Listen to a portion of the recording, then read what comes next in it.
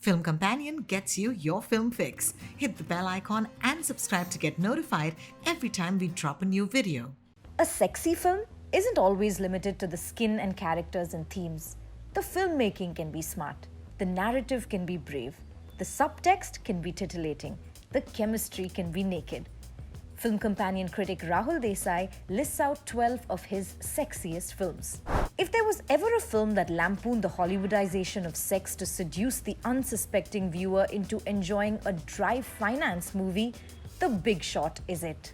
From its frenetic cutting to its anti-Sorkinish crudeness to its quasi-dumbing down of Wall Street with random inserts of attractive models and pop stars explaining technical terms, The Big Short is both a masterclass and satire on sexy storytelling. Joe Wright's adaptation of Ian McKellen's epic novel is filmed in hues of red and green and unattainable goldens. The famous library scene, where an aspiring young writer catches an amorous couple spread up against a regal bookshelf, is both a literal and figurative fetishization of the written word. It sure helps that Keira Knightley, in a role marked by vampish cigarette smoke, plays a sensual tragedy epitomizing the inherent carnality of desire and longing. Vishal Bharadwaj's Meerut-based adaptation of Othello makes deceit, a hallmark of both bodily and spiritual connections, look strangely fruity. Casting a correct and blue-blooded metropolitan star like Saif Ali Khan as Langda Tyagi actually mirrors the film's revisionist Shakespeare-gone Shukla tone. So paradoxical in form that it's hard not to be swept away by the audacity of it all. The kind of bristling, dangerous sexy that Vishal Bharadwaj and prodigy Abhishek Chaubey bring to the table riffs on the red-blooded Indian perception of the term. The allure of Vidya Balan in Ishqiya is undeniably literary, at once a small-town femme fatale ode as well as a subversion of the way roguish male crooks tend to experience and therefore imagine the notion of love from smutty novels. Most David Fincher films make sociopathy look sexy. And this one just happens to star a creepily enticing Rosamund Pike scaring the living daylights out of us and an equally creepy Ben Affleck in a role that can best be described as Hannibal Lecter has a vegan author daughter. Gone Girl is the artistic version of a toxic fling. Edgy, dark, intangibly addictive and unsettling. This is admittedly more conventional. Bullets and brawn, muscle and bronze.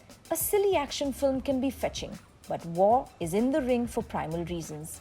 To paraphrase the wise Lego Batman, Hrithik Roshan has aged phenomenally, as has the subtle homoeroticism of the quintessential Bollywood two-hero flick.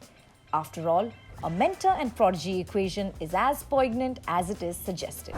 George Miller's perversely unhinged film is sexy in the best sense of the term. The action is gloriously messy and melodic. The post-apocalyptic landscape talks dirty. The chase is sweaty and excitable. Strong men team up with stronger women and a flame-flinging, jumpsuit-sporting, live background score blaring guitarist called Doof Warrior is inextricably attached to a truck and a mobile stage. An adrenaline rush is just another way of being turned on. Brad Pitt as the arrogant and peerless Achilles oozes it, and sure, the Eric Bana versus Pitt combat scene can be a red tube video. But Wolfgang Petersen's movie is the overall James Bond of period war epics. So suave, so sure, so roguishly gentlemanly and reckless and ruggedly handsome. It's the absolute opposite of Mad Max. Not a hair out of place, the glamorous aristocrat to Mad's enticing drifter. The casting of Pitt as a villainous hero and best of all, Orlando Bloom as the cowardly but humane Prince of Troy is nothing if not stimulating. I know the brooding neon-lit Los Angeles palette is an oversmart movie genre these days, but Drive starring Ryan Gosling is simply irresistible with its poker-faced, electro-synth, sharp metallic sex appeal. The dead-inside protagonist is the perfect antidote to Carey Mulligan's frailty and a red-haired Christina Hendricks' brokenness. If anything, this is simply risque filmmaking, all style, quiet substance that deserves its own Tinder profile. Cold War uses cold filmmaking to reveal a scorching tale of doom. The storytelling is mercurial and defiant. It resists the languid language of its genre with such verve that Cold War becomes that rare, wild rebel with a cause dancer at a drunken soiree. We can't help but stare. Rudely. We all dream about returning to our hometown as winners and being lauded by the land that bore us. Some of us, seduced by the before sunsets of our generation, dream of meeting a stranger and talking to them while walking quaint streets. Those are lofty expectations. But Blue Jay, about a down-and-out loser returning home after having long walks and what-if moments with a high school ex, is the stark reality. It's disarming and exposed like a wound, full of hopelessness and hope and awkward history, and curiously captivating in its monochromatic depiction of lost chances and muted regrets. Anvita Dutt's period supernatural feminist fable starring a striking Tripti Dimri as a mysterious demon proves that horror doesn't always have to be loud and a desperate one-night stand. The horror of BULBBUL is rooted in the senses. Old school, sophisticated, and evoking the charm of a colonial-era waistcoat and pocket watch in a crowd of khaki police uniforms.